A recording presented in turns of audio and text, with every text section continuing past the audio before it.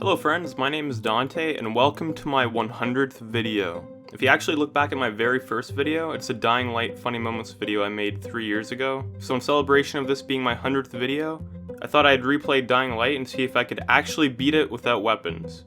After all, Dying Light 2 is supposed to be coming out in 2020 and it was nice to get a little refresher on the whole situation. So, can you beat Dying Light without weapons?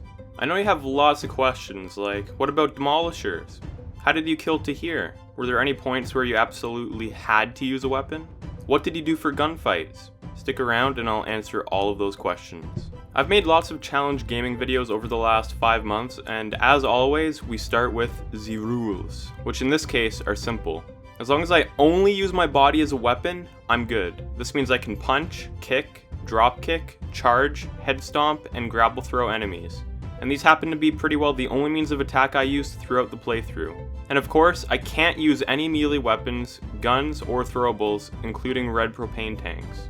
Now I do want to say one thing right off the bat. Unfortunately, in the beginning of the game, I was extremely weak and I had to use only my fists and kicks. And if you didn't know, human enemies have a lot of health. So lots of my starting gameplay revolved around me taking a bad guy to the ground and beating the absolute shit out of him. I mean, each bad guy took at least 2 minutes of constant punching and kicking to the head to kill. It was insanely brutal, and I don't even want to talk about it. Anyway, let's jump into it. We'll skip ahead to my first zombie kill. It wasn't too bad. I dismantled the weapon I had in my hand and just went for the kick. Weirdly, Crane chose to straight leg kick it really awkwardly, but it worked, so I'm not complaining. And you know, it was a really simple first kill. I didn't overexert myself or overdo it or anything. I was ready to go fight the hordes of the undead, but stupid Raheem wanted to see my sick parkour skills. I tried to impress him by doing a 360, but I just landed where I was already standing and then proceeded to accidentally fall in. Oof. So next, Spike asked me to go rig some cars, and this is where I came to my first problem. There were dozens of zombies surrounding the cars. Now, I know what you're thinking.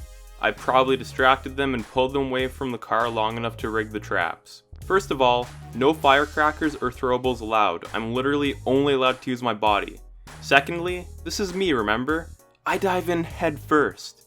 So, I jumped down there, no weapons and no hope, and slaughtered every zombie with my bare hands. Honestly, zombies weren't that hard to deal with, and luckily they all have an invisible health bar. So as long as you slowly whittle down their health, you'll eventually kill them one by one. And here, I came to my first big boy fight. See, on the scale of thickness, we have Raheem, this guy, and this guy. Raheem, he's kind of on the weak end, but he still makes the scale. Then we have the big boy, which is who I'm fighting now, and later, we'll get to talking about the thick boy. Anyway, this big boy took me a good 5 minutes of constant kicking and punching to kill, which as you'll see is nothing compared to some others. But yeah, he died pretty easily. It's all about whittling down that health, baby.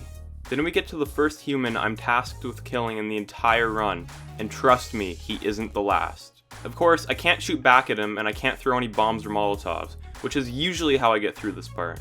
So, I had to be a little more creative. I ran around the side of his building and luckily found a tall hill that allowed me to jump into his home, giving me the perfect opportunity to attack him. He didn't see it coming in time and I drop kicked him as hard as I could.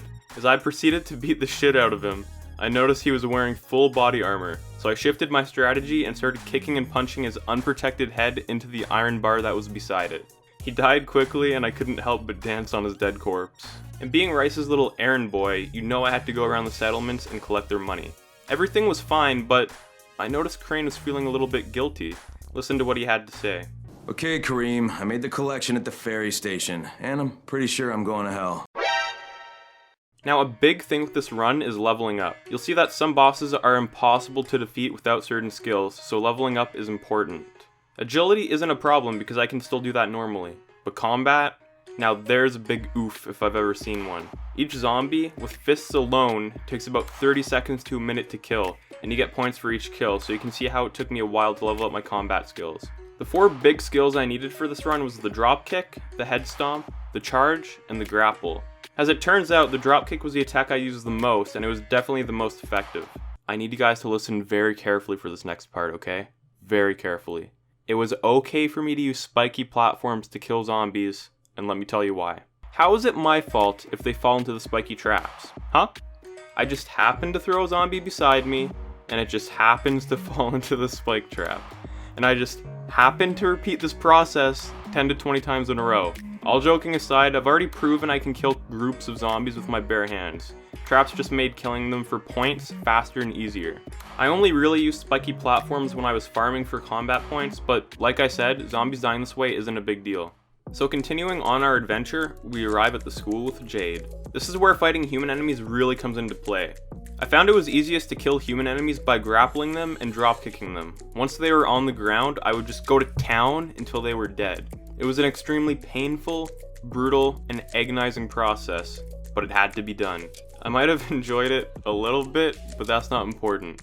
Until I got the head stomping skill, this is the way every human enemy died. Personally, I enjoyed killing them by punching them in the butt, but after this guy, I don't know how to say it, released blood from his butt area? You know what, I'll just say it. He was pooing blood. Yeah, that was the last time I killed a guy via butt punches. But you know, sticking to just kicking their heads in for a few minutes at a time was good enough for me anyway. Sometimes the zombies helped me out too, which was sick. Thank you, zombie. Very cool. I escaped the school and I was feeling good. The run was going great so far. Now I thought killing the bolter would be next to impossible without firecrackers. How was I gonna punch it to death? The moment you tried to attack it, all of the volatiles in the area go straight for you and destroy you. But my answer to this problem, like all life's problems, was the dropkick. Just remember guys, if you have a problem in life, everything can be solved with a dropkick. And so that's what I did, and to my surprise, the little guy died instantly. By the way, if you guys are enjoying the video, click the like button as it really helps out my channel. Okay guys, listen, I have to say something really important. I think Brecken has a problem. Almost every time I interacted with him, he ended up breaking something. There were cats in there! I had no choice, I swear. He even broke a TV in my hallucinations. We need to change this. In the comments below, write hashtag save Brecken. Finally, we arrive at the arena and are forced to fight a demolisher, aka the thick boy. I'm gonna kill that motherfucker with my bare hands. Rice, being a little sweetheart, gives us a machete to use.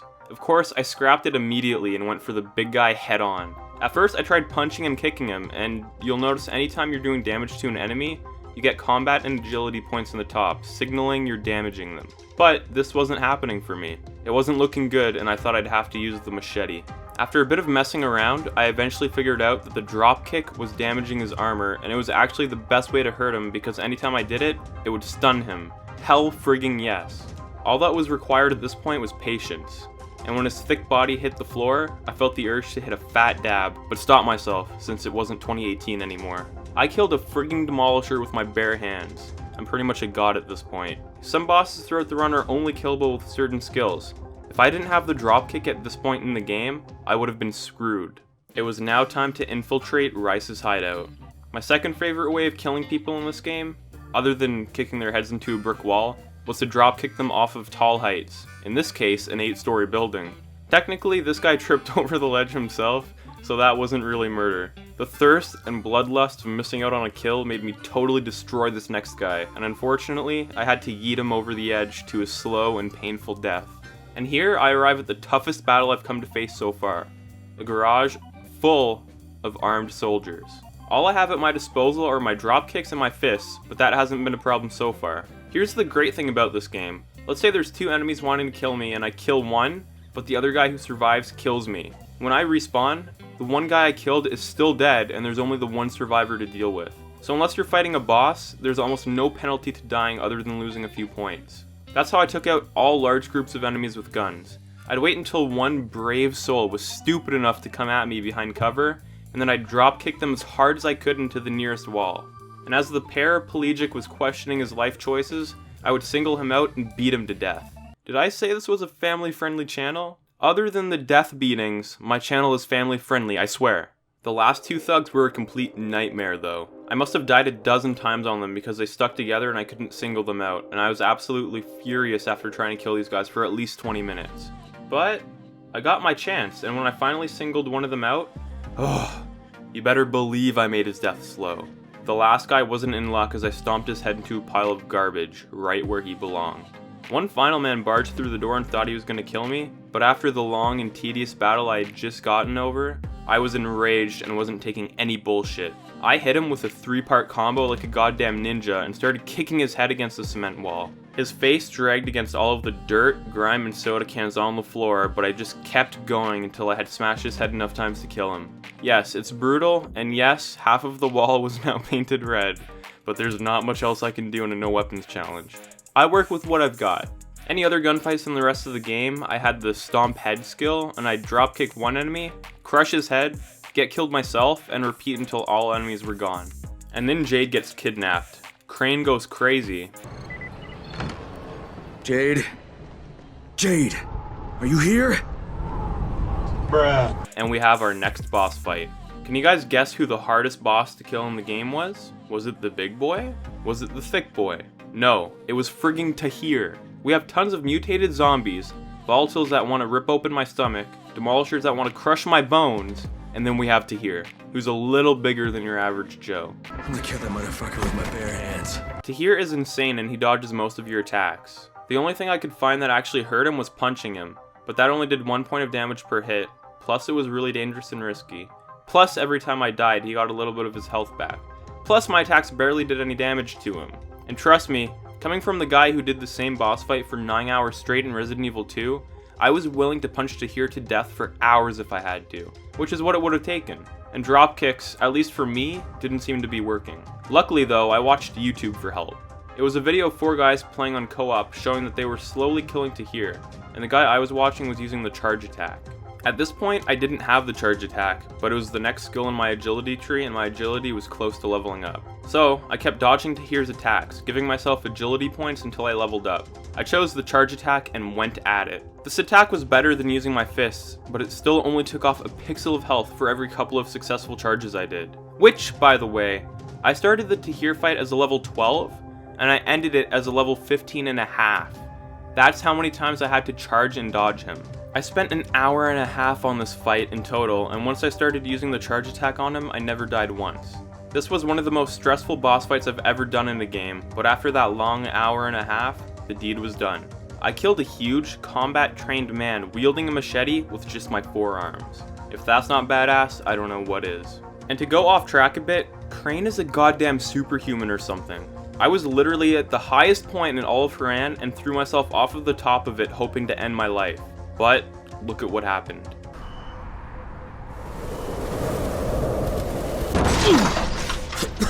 What? There's just no way. I would expect this fall to look more like this.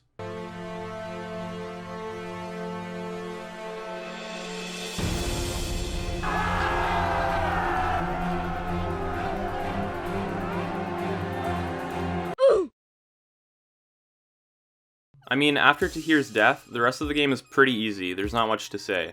The final mission is all about running away from things, and the final fight with Rice prompts the player to press buttons. So yes, you can beat Dying Light without weapons. Finally, a challenge I didn't fail. I feel like I've been failing so many challenges lately. Challenge complete. If you guys enjoyed this video, subscribe to my channel because I make new challenge gaming videos every week, and make sure to click the bell icon or else you pretty well aren't subscribed to me. Just make sure you click that bell. I hope you enjoyed my 100th YouTube video, and here's to many more. Also, are you guys excited for Dying Light 2? Because I sure am. Anyways, thanks for watching, and I'll catch you thick boys in my next video.